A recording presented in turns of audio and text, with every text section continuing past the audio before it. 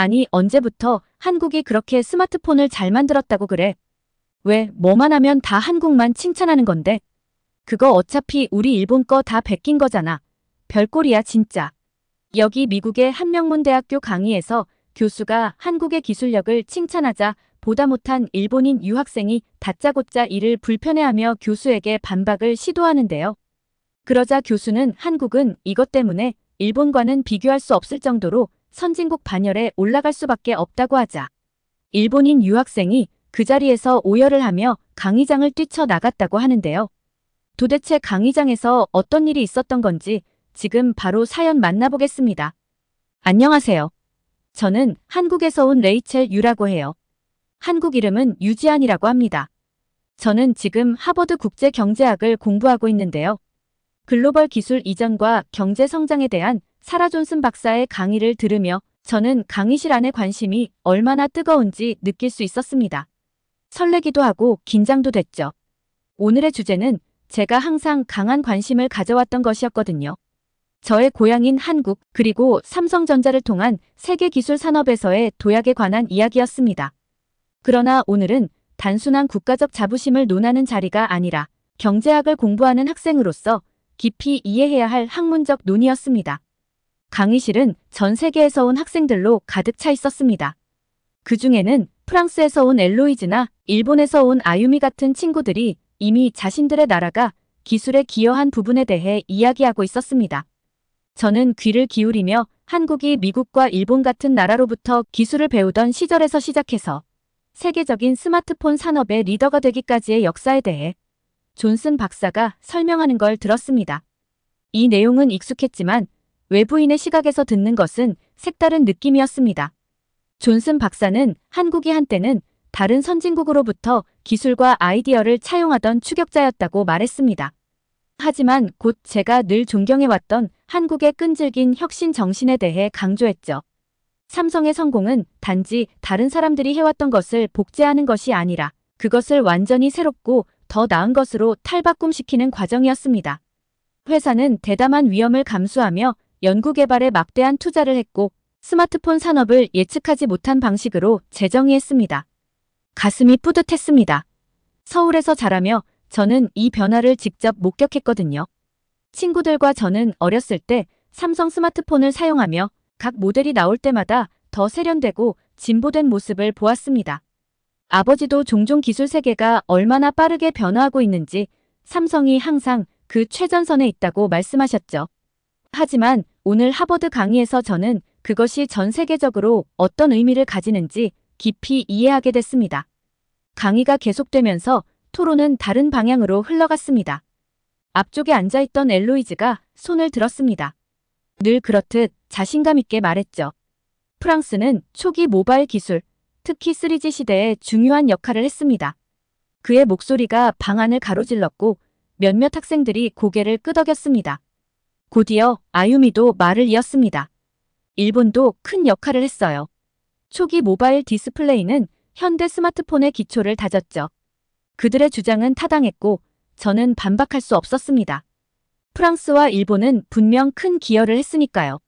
하지만 그들의 주장에는 뭔가 빠져 있었습니다.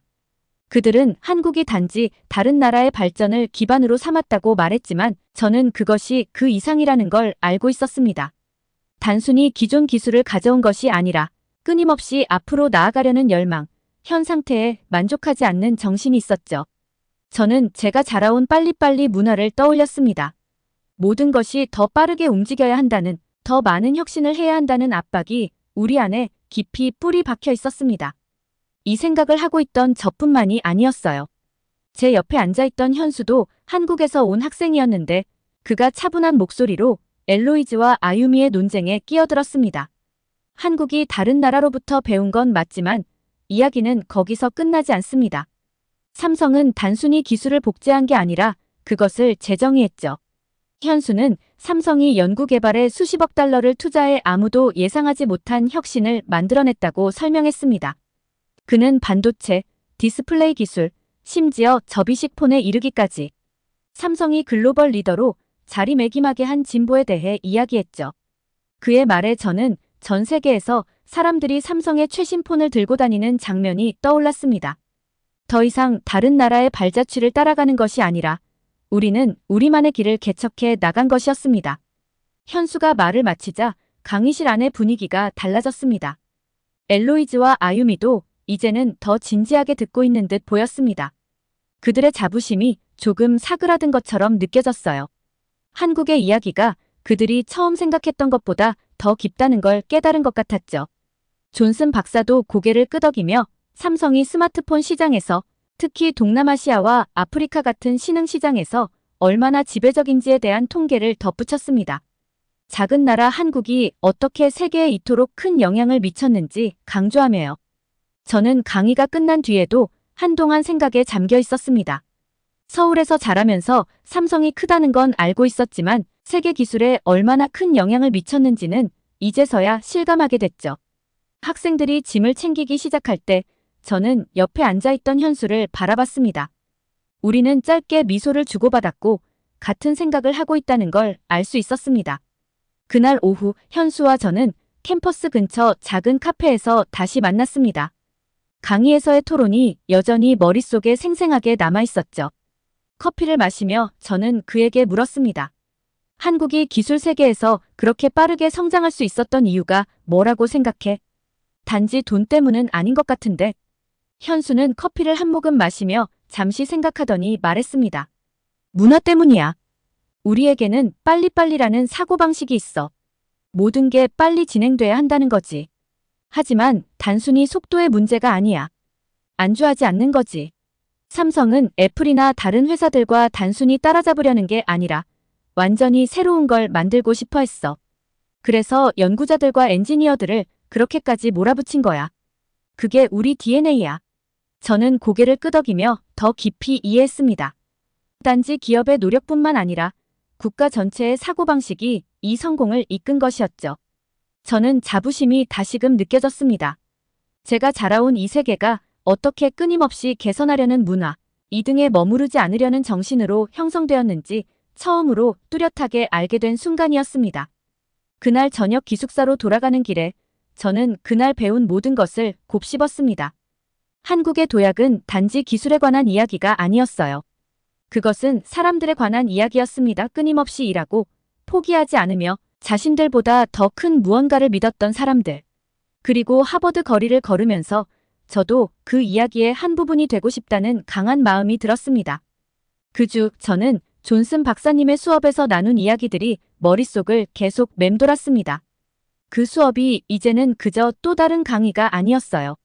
한국의 기술 산업, 특히 삼성의 성공이 제 마음속에서 더 깊은 의미를 가지게 되었거든요. 현수가 했던 말단순한 기술 그 이상이라는 말이 계속 머릿속에서 맴돌았어요. 그건 바로 그 기술을 만드는 사고방식에 대한 이야기였죠. 한국에서 흔히 말하는 빨리빨리 사고방식은 정말 어디에나 존재하는 것 같았습니다. 음식을 주문하는 방식부터 기업들이 혁신의 한계를 넘으려는 방식까지 말이죠.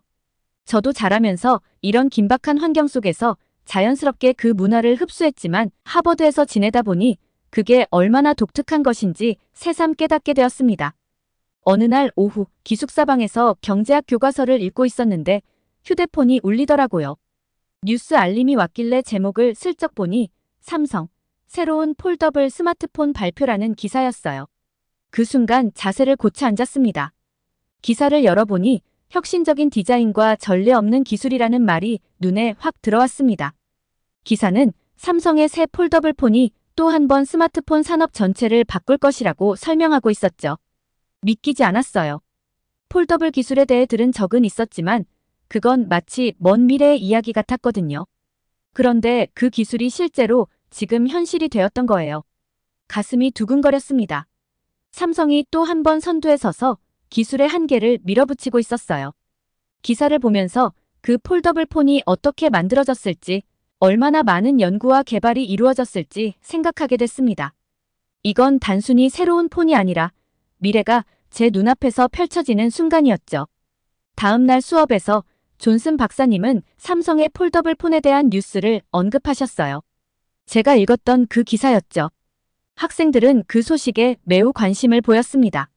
일부 학생들은 소비자들이 그 디자인을 받아들일지 회의적이었지만 다른 학생들은 그것이 스마트폰 사용 방식을 완전히 바꿀 것이라고 흥분하며 이야기를 나눴습니다. 저는 조용히 그들의 이야기를 들으며 제 생각에 빠져 있었습니다. 이 기술이 미래에 어떤 영향을 미칠지 생각하지 않을 수 없었어요. 삼성이 이 기술을 성공시킨다면 그건 단순히 삼성만의 승리가 아니라 한국 전체 기술 산업의 승리일 거라고 생각했어요. 더 이상 우리는 추격자가 아닌 트렌드를 만들어가는 선도자가 된다는 증거였죠. 그 수업을 들으며 몇 년 전을 떠올렸어요. 스마트폰이 처음 나왔을 때, 처음으로 터치스크린 폰을 손에 쥐었을 때 마치 마법 같았죠. 미래를 손에 쥔 것처럼 느껴졌어요. 이제 폴더블 기술로 그 느낌이 다시 돌아오고 있었습니다. 하지만 이번에는 그 느낌이 훨씬 더 강렬했어요. 몇 년 전만 해도 불가능해 보였던 기술이 이제 현실로 다가왔으니까요. 수업이 끝난 후 삼성의 이 새로운 기술이 어떻게 개발되었는지 더 알아보기로 결심했어요. 도서관으로 가서 조용한 자리를 찾아 연구를 시작했습니다. 삼성이 폴더블 디스플레이를 개발하기 위해 몇 년 동안 얼마나 많은 돈과 자원을 투자했는지 알게 되었죠. 그건 하루아침에 이루어진 성공이 아니었어요. 수많은 실패가 있었지만 그들은 계속 나아갔어요. 기사를 읽다 보니 삼성이 해결해야 했던 수많은 도전 과제들에 대해 알게 됐습니다. 화면을 접어도 깨지지 않게 만들고 힌지 구조가 수만 번의 접힘을 견딜 수 있게 하고 전체 성능을 유지하는 방법을 찾아내는 것 등 그 모든 과정이 정말 매력적이었어요. 저는 마치 그 엔지니어들이 밤늦게까지 일하면서 디자인을 테스트하고 또다시 테스트하는 모습을 눈앞에 그려보는 것 같았어요. 읽으면 읽을수록 그 프로젝트에 담긴 엄청난 결단력에 감탄하게 됐습니다. 삼성은 단순히 다른 회사들과 경쟁하는 게 아니었어요. 그들은 스스로와 경쟁하며 이전의 성과를 뛰어넘기 위해 항상 도전하고 있었죠. 그건 다시금 빨리빨리 정신이었습니다. 빠르게 나아가고 혁신하고 이미 이뤄낸 것에 만족하지 않는 그 정신이요. 저는 그런 환경에서 일한다면 어떤 느낌일지 상상하게 되었어요. 그렇게 최첨단 기술을 만들어가는 일에 참여한다면 얼마나 흥분될까요? 저도 언젠가 그런 미래 기술을 만드는 일에 동참할 수 있지 않을까 하는 생각이 머릿속에 자리 잡기 시작했어요. 며칠 뒤 다시 존슨 박사님의 수업에 들어갔습니다. 이번에는 기술 발전이 세계 경제에 미치는 영향에 대해 강의하셨죠. 삼성이 어떻게 경제 성장을 이끌고 있는지 설명하실 때 저는 또다시 자부심을 느꼈습니다. 한국은 정말 짧은 시간에 엄청난 성과를 이뤘죠. 그리고 그건 단지 기술만의 이야기가 아니라 그 기술 뒤에 있는 사람들, 비전을 가진 사람들, 혁신가들, 그리고 최고를 위해 멈추지 않는 사람들에 관한 이야기였습니다. 수업이 진행되는 동안 저는 잠시 꿈을 꾸듯 상상을 했어요. 폴더블 기술로 바뀔 미래는 어떤 모습일까요? 우리의 디바이스와 상호작용하는 방식이 변할까요? 새로운 소통 방식, 새로운 비즈니스 방식, 그리고 새로운 일상 생활 방식이 생길까요? 가능성은 정말 끝이 없어 보였어요. 그러다 문득 현수가 했던 말이 떠올랐습니다. 속도만이 중요한 게 아니야. 안주하지 않는 거지. 그 말이 저를 깊이 사로잡았어요. 혁신이란 단순히 다음 대단한 기술을 만들어내는 것이 아니었죠. 그것은 항상 더 나은 것을 위해 노력하고 더 나아가려는 끊임없는 열망이었어요. 그게 진정한 혁신의 본질이었고 저도 제 여정에서 그 정신을 간직하고 싶다는 생각이 들었어요. 강의가 끝나고 짐을 챙기면서 저는 새로운 목적 의식을 느꼈습니다. 한국은 이제 더 이상 추격자가 아니었어요. 리더였고 개척자였죠. 저도 그 이야기의 일부가 되고 싶었어요. 혁신이 펼쳐지는 미래에 저만의 방식으로 기여하고 싶었습니다. 어디로 향할지는 아직 모르지만 그 길을 찾아가는 과정이 기대됐습니다. 그날 기숙사로 돌아가는 길에 저는 하늘을 올려다보며 희망과 가능성을 느꼈습니다. 미래는 그저 기다리고 있는 것이 아니라 우리가 만들어가는 것이었죠. 그리고 처음으로 저도 그 미래의 한 부분이 될 수 있을 것 같다는 느낌이 들었습니다. 폴더블 폰은 그저 시작일 뿐이었어요. 앞으로 무궁무진한 기회들이 기다리고 있었고 저는 그 모든 것을 받아들일 준비가 되어 있었습니다. 겨울이 깊어지면서 하버드의 추위는 제가 예상했던 것보다 더 매서웠어요. 차가운 바람이 코트를 뚫고 들어올 때마다 밖에 나가기 싫어져서 기숙사나 도서관 안에서 따뜻하게 지내는 시간이 많아졌습니다. 하지만 아무리 날씨가 추워도 제 머릿속은 계속 돌아가고 있었어요. 특히 한국의 기술 산업, 그리고 삼성의 폴더블 폰을 향한 끝없는 도전이 계속 떠올랐죠. 시간이 지날수록 깨닫게 된 건 이 이야기가 단순히 기술에 관한 것만은 아니라는 거였어요. 이건 사람들에 관한 이야기였어요. 절대 포기하지 않는 사람들, 아무리 어려워 보여도 끝까지 노력하는 사람들이요. 삼성의 엔지니어들과 리더들은 그 누구도 해결해 본 적 없는 문제들을 마주했지만 그들은 멈추지 않았어요. 끊임없이 장애물을 넘어섰고 결국 세상에 없던 무언가를 만들어냈죠. 그 끈기, 절대 포기하지 않는 마음가짐이 자꾸만 제 머릿속을 맴돌았습니다. 그게 제 삶에도 곳곳에 스며들어 있음을 알게 됐어요. 제 자신을 돌아봤을 때 저 또한 그 같은 결단력에 영향을 받았다는 걸 깨달았어요. 부모님이 저를 해외로 보내 공부할 기회를 주시기 위해 얼마나 열심히 일하셨는지를 생각하게 됐죠. 하버드에 오게 된 건 어린 시절에는 꿈만 같았던 일이었지만 부모님은 그 꿈을 위해 많은 걸 희생하셨어요. 그때는 잘 몰랐지만 이제는 정말로 이해하게 됐습니다. 부모님도 결코 포기하지 않으셨던 거예요. 서울에서 자라던 시절이 떠올랐습니다.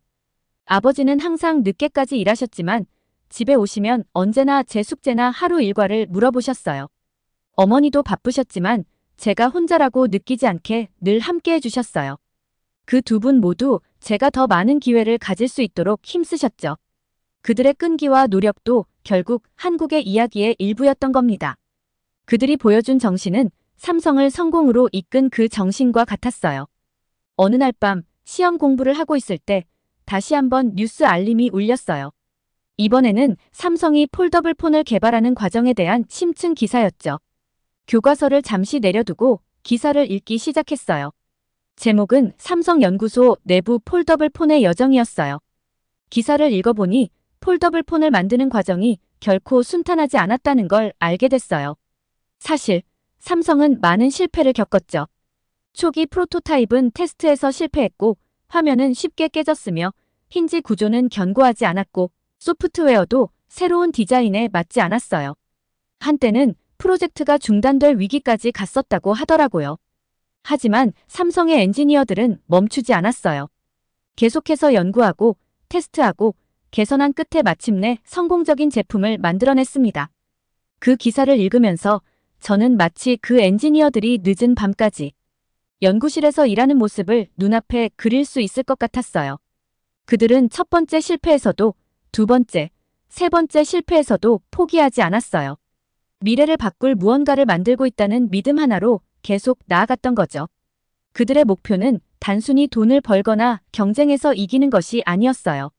사람들의 삶을 더 나아지게 만들 완전히 새로운 무언가를 만드는 것이었죠. 그런 끈기, 즉 불가능해 보이는 상황에서도 계속 나아갈 수 있는 능력은 제가 정말 존경하는 부분이었습니다. 그게 제 삶에도 꼭 필요한 자세라는 걸 깨달았어요. 하버드에서 공부하는 건 항상 쉬운 일은 아니었어요. 가끔은 학업이 너무 벅차게 느껴질 때도 있고 내가 잘 해낼 수 있을지 의문이 들 때도 있죠. 하지만 그럴 때마다 부모님을 떠올리고 그들이 포기하지 않고 저에게 더 나은 삶을 주려 했던 것처럼 저도 포기하지 않기로 마음먹어요. 그리고 삼성의 엔지니어들처럼 그들이 모든 역경을 이겨내고 마침내 성공을 거둔 것처럼 저도 할 수 있다고 생각하게 됩니다. 점점 더 끈기의 중요성을 모든 삶의 영역에서 깨닫게 되었어요. 학업이든 미래의 경력이든 아니면 친구나 가족과의 관계든 값진 것은 쉽게 얻어지지 않아요. 그 모든 것은 노력과 시간, 그리고 어려운 순간을 이겨낼 수 있는 힘이 필요하죠. 며칠 후 저는 다시 캠퍼스 카페에 앉아 있었어요. 따뜻한 커피 한 잔을 앞에 두고요. 바깥에는 눈이 살포시 내려 땅을 하얗게 덮고 있었어요. 평화로운 풍경이었지만 제 머릿속은 여전히 최근에 배운 것들로 가득 차 있었어요. 그래서 노트북을 열고 글을 쓰기 시작했어요. 과제나 수업을 위한 글이 아니라 저 자신을 위한 글이었죠. 머릿속을 정리하고 싶었거든요. 저는 삼성이 걸어온 여정에 대해 썼어요. 그들이 수많은 어려움을 겪었지만 결코 멈추지 않았다는 이야기를요. 그리고 부모님에 대한 이야기도 썼어요. 그들이 어떻게 저에게 더 나은 삶을 주기 위해 노력하셨는지, 그리고 저 자신에 대해서도 썼습니다. 앞으로 제가 무엇을 하든 그 같은 끈기를 가지고 싶다는 생각을요. 글을 쓰면서 중요한 깨달음을 얻게 됐어요. 성공이 단순히 결과로만 측정되는 것이 아니라는 걸 알게 된 거죠. 실패와 좌절, 그리고 의심의 순간들 모두 그 과정의 일부였어요. 그런 순간들이 없었다면 성공은 그만큼 값지지 않았을 겁니다. 그 어려움들이 있었기 때문에 성취가 더 의미 있었던 거예요. 글을 마치고 화면을 바라봤을 때 제 앞에 있는 단어들이 마치 작은 깨달음 같았어요. 저는 성공을 이루거나 못 이루거나 딱 그 둘 중 하나로만 생각했었는데 이제는 그게 그리 단순한 게 아니라는 걸 알게 됐죠. 성공이란 직선이 아니었어요. 그건 복잡했고 오르락내리락하며 그 힘든 시간을 견뎌내는 끈기가 성공을 의미 있게 만든다는 걸 깨달았어요. 겨울이 지나고 봄이 찾아오면서 눈이 녹고 꽃들이 다시 피기 시작했어요. 저도 전과는 다른 사람이 된 것 같았어요. 이제 저는 그저 수업을 듣고 공부만 하는 학생이 아니었어요. 저는 끈기의 가치를 배운 사람이었죠. 무언가를 이루기 위해서는 그것이 힘들어도 끝까지 해내야 한다는 걸 알게 된 사람이었습니다. 그 깨달음이 저에게 새로운 목적 의식을 심어줬어요. 앞으로 제 길이 어떻게 펼쳐질지는 아직 알 수 없었지만 한 가지는 확실했어요. 저는 절대 포기하지 않을 거라는 것. 삼성의 엔지니어들처럼 부모님처럼 저도 계속 나아가고 계속 도전하며 끈기의 힘을 믿을 거예요. 결국 그것이 모든 차이를 만들어내는 힘이니까요. 드디어 하버드에도 봄이 찾아왔어요. 긴 겨울 동안 잠들어 있던 캠퍼스가 깨어나는 것 같았죠. 눈은 다 녹고 초록 잔디와 꽃들이 피어나고 매일 조금씩 더 밝게 햇빛이 비추었어요. 저도 따뜻한 봄 기운을 느끼며 밖에서 시간을 더 많이 보내게 되었어요. 학교를 거닐면서 그 차가운 겨울의 기억을 서서히 지워나갔죠. 하지만 날씨와는 상관없이 제 머릿속은 학기 동안 배운 것들에 집중되어 있었어요. 특히 끈기와 혁신에 대한 생각, 그리고 삼성이 폴더블 폰을 개발한 과정이 자주 떠올랐습니다. 곰곰이 생각해보니 그 원칙들은 제 삶에도 똑같이 적용될 수 있다는 걸 깨달았어요. 완벽한 순간을 기다릴 필요가 없었죠. 아무리 불확실해 보여도 지금 당장 제 길을 만들어 나갈 수 있었어요. 어느 날 아침 수업을 마치고 머리를 좀 식히려고 산책을 나갔습니다. 며칠 뒤 중요한 경제학 프로젝트를 제출해야 했는데 어느 방향으로 가야 할지 고민이 많았거든요. 이번 프로젝트는 한 기업의 글로벌 경제적 영향을 분석하는 것이었는데 제가 배운 것들과 연결되는 무언가를 선택하고 싶었어요. 캠퍼스를 걷다 보니 다시 삼성이 떠올랐어요. 이제 삼성은 단순한 기술 회사가 아니었어요. 끈기와 창의성으로 무엇을 이룰 수 있는지를 상징하는 존재였죠. 삼성이 다른 회사들의 뒤를 따르기만 하지 않고 위험을 감수하며 계속 나아갔던 모습이 생각났어요. 실패를 겪었지만 그들은 언제나 앞으로 나아갔죠. 그러면서 세상을 바꿨습니다. 그 순간 문득 깨달았어요. 왜 이 생각을 더 일찍 못했을까요? 삼성은 제 프로젝트에 딱 맞는 회사였죠. 저는 삼성의 글로벌 경제적 영향을 분석하고 그들이 혁신을 통해 단지 기술 산업에만 영향을 미친 것이 아니라 우리 일상생활에도 얼마나 큰 변화를 가져왔는지를 탐구할 수 있었어요. 스마트폰부터 반도체까지 삼성의 영향은 어디에나 있었거든요. 그리고 그 제품들 이상으로 한국이라는 나라가 어떻게 한때는 제조업 강국으로 알려져 있다가 이제는 최첨단 기술의 글로벌 리더가 되었는지를 이야기할 수도 있었죠. 에너지가 솟구치는 걸 느끼며 기숙사로 달려가 노트북을 열었어요. 생각나는 대로 아이디어를 빠르게 적어 내려갔어요. 삼성이 다른 기술 회사들을 따라가던 초기 시절에서부터 시작해 오늘날 혁신의 선두주자로 성장한 과정을 중심으로 이야기를 풀어나가기로 했습니다. 연구개발에 대한 삼성의 투자가 어떻게 스마트폰 시장에서 경제적 영향을 미쳤는지, 그리고 그들의 새로운 기술에 대한 투자가 세계 시장에서 어떤 성과를 냈는지에 대해 쓸 예정이었죠. 타이핑을 하면서 프로젝트 전체가 머릿속에 그려졌어요. 삼성의 글로벌 공장들이 위치한 베트남과 인도 같은 나라에서 얼마나 많은 일자리를 창출했는지 설명하고 그들의 기술 발전이 다른 기업들에게도 어떤 영향을 주었는지, 또 소비자들이 그 치열한 경쟁 덕분에 얼마나 많은 혜택을 받았는지도 다룰 계획이었어요. 시간이 어떻게 흘렀는지도 모른 채 글을 쓰고 있었어요. 어느새 몇 시간이나 지나 있었고 제 앞에는 수많은 아이디어와 데이터가 적혀 있는 페이지들이 쌓였어요. 비록 지쳤지만 동시에 너무나 흥분됐어요. 오랜만에 제가 제대로 된 길을 걷고 있다는 느낌이 들었거든요. 이 프로젝트는 이제 단순한 과제가 아니었어요. 제 자신의 여정을 반영하는 무언가였어요. 그 후 몇 주 동안 저는 연구와 글쓰기, 그리고 편집에 몰두했습니다. 도서관에서 수많은 시간을 보내며 삼성이 경제에 미친 영향을 조사하고 분석했어요. 알면 알수록 더 흥미로웠어요. 삼성은 단순한 스마트폰 회사가 아니었어요. 인공지능, 재생에너지, 심지어 우주 탐사 같은 분야에서도 혁신을 이끌고 있었죠. 이 분야들에 대한 삼성이 한 투자는 단지 한국뿐만 아니라 전 세계의 미래를 형성하고 있었어요. 프로젝트를 진행하면서 저 자신의 길도 서서히 모습을 드러내고 있다는 걸 느꼈어요. 미래에 어떤 일을 하게 될지는 아직 정확히 모르겠지만 저도 세상에 의미 있는 기여를 하고 싶다는 생각이 들었어요. 삼성이 그랬듯이 저도 계속 나아가고 끊임없이 새로운 도전을 추구하는 삶을 살고 싶었어요. 경제학이든 기술이든 아니면 전혀 다른 무언가이든 상관없이 말이죠. 중요한 건 길이 명확하지 않아도 계속 나아가는 것이었어요. 드디어 프로젝트를 제출하는 날이 왔을 때 저는 긴장과 흥분이 뒤섞인 감정을 느꼈어요. 제 모든 열정을 쏟아부은 과제였기에 교수님이 그 열정을 알아주셨으면 좋겠다고 생각했죠. 과제를 제출하고 나니 안도의 감정이 밀려왔어요. 점수가 어떻든 간에 저는 최선을 다했다는 걸 알고 있었어요. 그리고 그 과정에서 점수로는 매길 수 없는 더 큰 것을 배웠다는 걸 깨달았죠. 그 다음 주 존슨 박사님이 채점된 프로젝트를 돌려주셨을 때 제 이름이 불리는 순간 심장이 두근거렸어요. 잠시 망설이다가 과제를 펼쳐보니 빨간색으로 어가 크게 동그라미 쳐져 있었어요. 제 얼굴에 미소가 번졌어요. 점수 자체도 기쁘긴 했지만 무엇보다 제 노력이 결실을 맺었다는 사실이 더 기뻤습니다. 그러나 그보다 더 중요한 것은 제가 진정으로 열정을 느낄 수 있는 주제를 찾았다는 사실이었어요. 이번 프로젝트를 통해 제 삶에서 배운 교훈들을 세상에 어떻게 적용할 수 있는지 알게 되었어요. 삼성의 이야기는 단순히 기술이나 경제에 관한 것이 아니었어요. 그건 끈기의 힘, 역경 속에서도 절대 포기하지 않는 힘에 관한 이야기였어요. 그리고 그 교훈은 제 인생 어디로 가든지 간직할 소중한 자산이 될 거라는 걸 알았습니다.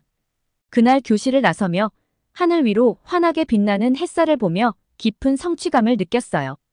앞으로의 길이 여전히 불확실할 수 있겠지만 한 가지는 확실했어요. 저는 절대 포기하지 않을 거예요. 삼성처럼, 부모님처럼, 그리고 저 자신이 배운 대로 앞으로도 계속 나아갈 거예요. 미래는 넓게 열려 있었고 저는 그 어떤 도전이 와도 맞이할 준비가 되어 있었습니다.